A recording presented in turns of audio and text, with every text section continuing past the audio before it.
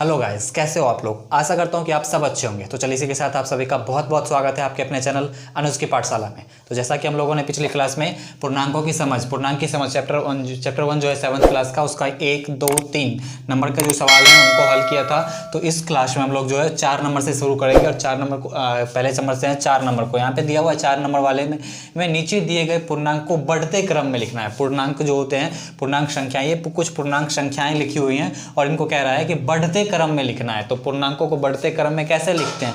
सबसे पहले जो होता है वो नेगेटिव नंबर्स होते हैं, फिर जीरो होता है, फिर पॉजिटिव नंबर्स होते हैं ना। इस तरह से जितना ज़्यादा नेगेटिव नंबर बड़ा होगा वो क्या होगा, उतना छोटा होगा। और इस तरह से हम असेंडिंग ऑर्डर में लिख सकते हैं। बढ़ते क्रम में कैसे लिखते हैं?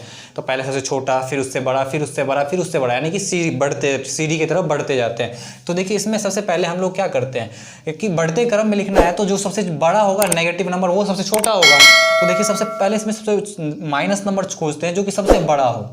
तो यहाँ पे देखिए ये जो है -8, उसके बाद -5 है और -2 है, यानी कि सबसे बड़ा यही है। तो हम क्या लिखेंगे? -8। ठीक है, पहला मिल गया। उसके बाद इससे छोटा खोजते हैं, -5। ठीक है, उसके बाद -2। कोई दिक्कत? क्योंकि देखो जितना बड़ा संख्या होगा ना, अगर उसमें माइनस, जितनी बड़ी संख्या में माइनस लगी होगी वो उतना छोटा होगा। तो पहले छोटा लिखेंगे, फिर उससे बड़ा, फिर उससे बड़ा। अब यहाँ तक तीनों हो गया है। अब हम आ चुके हैं पॉजिटिव नंबर वाले में। तो पॉजिटिव नंबर्स में क्या होगा? पहले देखिए 12, 15, 20 है, तो पहले क्या आएगा? 12, 15, 20। इसमें तो कोई दिक्कत ही नहीं है, ये वाला आराम से बन गया। पॉजिटिव नंबर में तो बढ़ते क्रम में लिखने में कोई दिक्कत नहीं है। नेगेटिव नंबर्स में हम ये लिख लिए, यानी हमारा 1 नंबर का खत्म। उसके बाद 2 नंबर में देखते हैं। 2 नंबर यानी बी नंबर में कह रहा है, इसको भी बढ़ते क्रम में। तो सबसे पहले वही बात करेंगे कि नेगेटिव नंबर खोजेंगे जो कि सबसे बड़ा हो। देखिए 3 ही है, एक ही रहा, तो क्या होगा? -15। उसके बाद 2 ही है और ये भी है, तो -4। उसके बाद -2। उसके बाद यानी कि ये भी ख़त्म, ये भी ख़त्म। अब क्या बचा? ये। तो अब क्या लिखेंगे? 0। उससे बड़ा, 0 से बड़ा 5, 5 से बड़ा 8। ये हमारा आंसर आ चुका है। ठीक है, तो ये इस तरह से आराम से आप किसी भी संख्याओं का, पूर्णांक संख्या जो अलग अलग तरीके से लिखा रहेगा उसको आप क्या कर सकते हो? बढ़ते क्रम में लिख सकते हो, घटते क्रम में लिख सकते हो, किसी को भी लिख सकते हो। बस आपको समझ में आना चाहिए कि पूर्णांक संख्या कहते किसको है। ठीक है, और इसमें तो कुछ है ही नहीं, बस ये याद रखना है कि नेगेटिव नंबर यानी माइनस जितनी बड़ी संख्या पे लगा रहेगा वो उतना छोटा होगा। ठीक है, तो चलिए इसके बाद देखते हैं 5 नंबर के सवाल को देखते हैं। ठीक है, और 5 नंबर के सवाल को बनाने की कोशिश करते हैं। तो देखिए 5 नंबर में कह रहा है, नीचे दिए गए पूर्णांक की अगली पूर्णांक बताइए। यानी कि नीचे कुछ पूर्णांक दिए गए हैं और कह रहा है उसकी अगली पूर्णांक, यानी कि उसके आगे कौन सी पूर्णांक संख्याएं आएंगी वो बताने के लिए कह रहा है। तो ए नंबर में कह रहा है -18।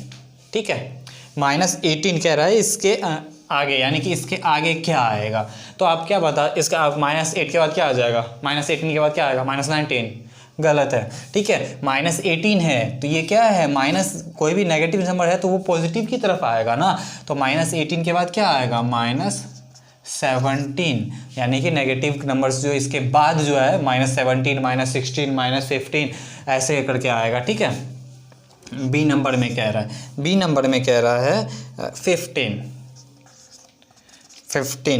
का क्या कह रहा है? अगली 15 के बाद क्या आता है?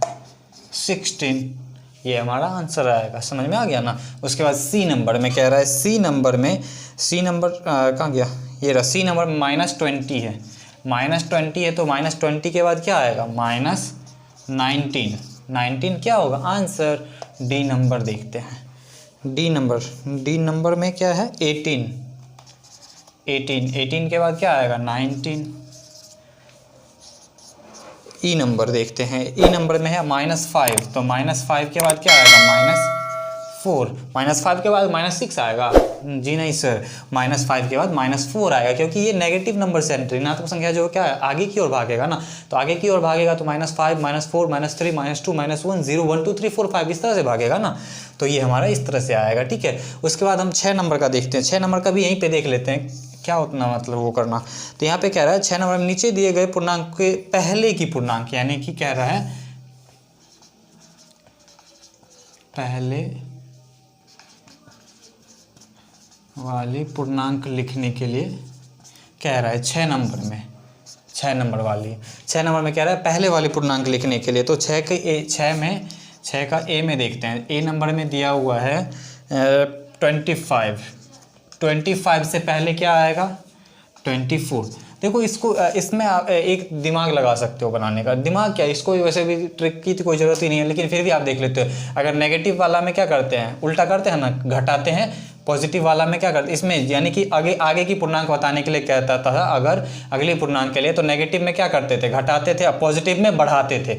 और अगर पहले की पूर्णांक बताएगा ना तो पॉजिटिव में क्या करेंगे, पॉजिटिव में घटाएंगे और नेगेटिव में बढ़ाएंगे। जैसे कि बी नंबर में देखिए, बी नंबर में कह रहा है -59 की अगली, यानी कि इससे पहले क्या आएगा, तो -16, यानी नेगेटिव वाला में बढ़ा दिया, पॉजिटिव वाला में घटा दिए। इसमें क्या करते थे, नेगेटिव वाला में घटाते थे, पॉजिटिव वाला में बढ़ा देते थे। ठीक है, बस यही है। सी नंबर में देखिए, सी नंबर में कह रहा है -55, तो -55 क्या कह रहा है, -56, यानी इससे पहले की पूर्णांक कह रहा है ना। उसके बाद डी नंबर का देखते हैं। डी नंबर में कह रहा है -26, तो -26 है तो क्या होगा -27। ई नंबर में क्या कह रहा है, ई नंबर में कह रहा है प्लस में 100। प्लस में 100 का मतलब प्लस रहे या ना रहे उससे कोई फ़र्क नहीं पड़ता है, 100 है।